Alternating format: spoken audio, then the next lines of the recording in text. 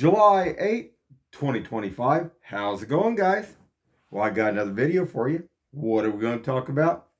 Kansas City, Independence, Missouri. And we're going to talk about the zoo today. Now, I got a pretty good walk in, got some good videos of the animals there at the zoo. But there's a couple things I wanted to talk about. You know, they have people go in and help out at the zoo, volunteers, and they have adults, and then they have kids. And today, when I was leaving the zoo, well, there's a couple things, like I say, but I'll get to this first because this was a thing actually where somebody could really get hurt. And as you're coming out over there by like where the orangutans, there's a gate where the maintenance go in and out. Now, I've had some problems at this gate. I've had people lately, just lately. I went past this gate probably several thousand times with no problem, but then I've had a couple of the employees. One of them came like head on at me and my son in one of the golf carts, and it had another guy. He went up, he turned around in front of a crowd. Instead of just being on the right side, he was on the right side of the road. He could have just went up to the gate, opened the gate electronically, and just went on in. But he made it actually a U-turn, face it. I thought, well, man, that's weird. But today, went by there, and there were some volunteer kids out. Now, you don't want to see any kids get really hurt. And this gate, don't know if it's got a safety device on it, so if, say, somebody got caught, because way back a couple years ago, I worked up at World's Fun, and these electronic gates, some you have to punch the codes in and stuff, and I believe this one you do too, or you got to have a remote. Some of them don't have a safety device. Once they start open, they go all the way through their cycle, and they don't stop. And these kids, they looked, I don't know, 12, 15 years old. But some of them were laying up against, I don't even know why some of them were on both sides of the fence, but they were they had their legs up against the chain almost, about a quarter inch. But if this gate opened, somebody could have got caught in it.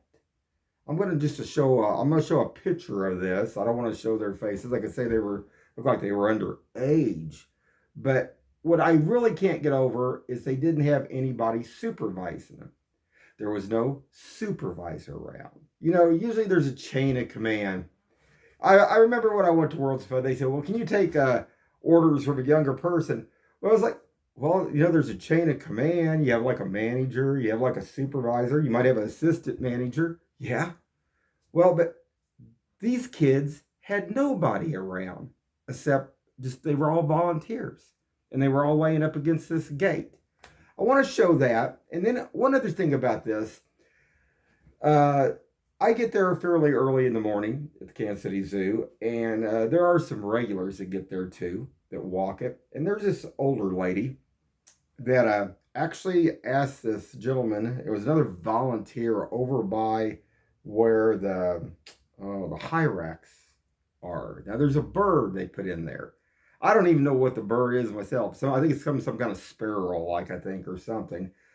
But the volunteers they have there, you would think if they got kids coming up and stuff, they would at least give them a little brochure or sheet to kind of give them a idea of what also what they're talking about. So when people did come up and ask questions, they might be able to answer some of them. But this guy, he was kind of rude to this older gal, and it was kind of like, no, I don't know what it is. Yeah. And I was like, And I was thinking, oh, that's just real ducky, guys. So I get down there I walk the whole zoo. It's 4 miles. And I get down there by where the dingoes are. And there's another volunteer guy standing down there. Now this guy, he tried. He didn't know the answer. He didn't say he didn't know the answer. He said he thought he knew. Anyway, I want you guys to hear this, but at least he did try. And I'll give him a 10 for effort on that. The other guy, I'll give a 0 that was over there by the hyrax. They need to work with that guy, or they do something else with him. And there was a couple of ladies, younger volunteer gals, that were down there by what am I looking to say? The tiger. Oh, and this who the lady that was down by the tiger volunteer. They should give her a free zoo pass for a year. Her and that other lady, the one over there by the rhinoceros hornbill, and like I say, the guy at the dingo. He did try. Okay, I just don't think that they're you know giving them the information maybe that they need, or maybe they need to find out if they kind of make sure that they're at least a little knowledgeable. Because I often go by these dingoes and they're always sleeping all the time. And I think they say, what do they say? The lions sleep about 18, 19 hours a day. A lion does, I think. So I just asked the guy, I said, well, how? He said, yeah, he said they're sleeping most of the time. I said, well, I didn't ask you that. I said, how long do they sleep? And I think he said, like, I don't know. I think he said 8 to 11. We'll see. But anyway, I want to show this picture first. And it just, you don't want kids to get hurt. I mean, I know the zoo, they probably have them sign a policy deal to where, if they get hurt at the zoo, I know that they do, because I've seen them go, for the adults that go down there by the Little Blue, they make them sign a waiver. So if they get hurt, they're not responsible. But this would be negligent because there was no supervisor or manager or assistant manager with any of these children that was volunteering to help out there. And I want to show that real quick. I just, you don't want to see somebody get hurt. I mean, and especially, if you're a kid, that's crazy. The zoo there, Kansas City Zoo, has enough staff, enough employees at work there that they could have somebody that, could supervise over them, make sure that they were okay. So let's check this out, guys. All right, guys.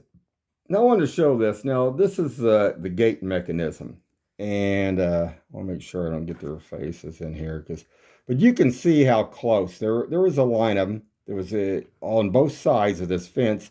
You see how close their leg is to that chain, and this fence goes back. Now I'm going to see if I can slide this over here so you guys can see. Now when that fence goes across here, it also pushes across. So, I mean, it pulls it back and forth. And I thought, man, that's not good. So I went in there and I told them about it. I mean, whether they'll do anything, whether they even care, I don't know. I mean, sometimes I'll tell them if I see dangerous things when I'm there, because it's like, man, you don't want to see any of these kids get hurt like that. But you can see right there how close that is. And then they got their stuff. I don't know. I don't know if it's a backpack or something that they had over there.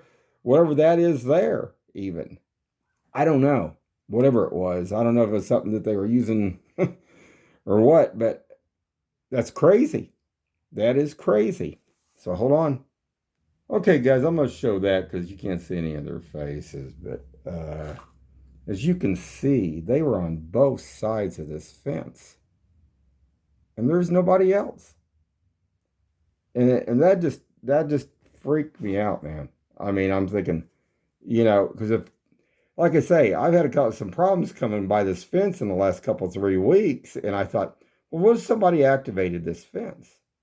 And then does this fence actually, that would be the next question. If this is activated, and I mean, in this day and age, I'm sure by OSHA's deal, you'd probably have to have it that way. It would automatically stop. But I don't know. I mean, some places, just like up there at Worlds of Fun, they still have the old time stuff. And if you got in the way, I mean, even if, it would just close on you. That'd be it. So, I don't know. So hold on, guys. Okay, guys, I want you to listen to this. Now, I'm over there to this one volunteer. And this guy, he did try. But he hauled around, too, because he didn't know the answer. He couldn't just said, I don't know. That would be honest. That would be the best way. But I want you to listen to this. Now, there's Dingo. He's sleeping. I often wondered about these. I thought, well, man, weren't they supposed to use these to us, like, herd like sheep? But if that's the case, they sleep a lot. I guess they sleep a lot. I don't know. It's a dingo. Now listen, guys. How many hours do they sleep a day, do you know? Most of it, honestly, especially in captivity since they don't have to hunt. Yeah. So honestly, I could be here all day and probably they wake up like once or twice. Okay. But you don't know how many hours. No. I think I've heard it was 8 to 12 or something 8 to 12. like that. 8 to 12. Okay, appreciate it. Thank you. Okay, so he said 8 to 12 finally. He thought. But then it makes me wonder, I mean, now some of these, the volunteers here look like they're in college. They're probably going through programs. Maybe the zoo gives them so much credit. I mean, who knows? My son, when he went through, stuff that he had to go through certain things like that and volunteer for certain things. But it makes you wonder, but this guy, at least, he should have just said, I don't know. Honestly, I don't know, guys. But I think it might be 8, 10, or whatever. Now, if you're over there by that high rack and you see that bird in the high rack, good luck, because that guy there on that, he was volunteer over there. They need to work with that guy a little bit. Because that young guy there, like I say, he looked like another college guy. This guy, he didn't know.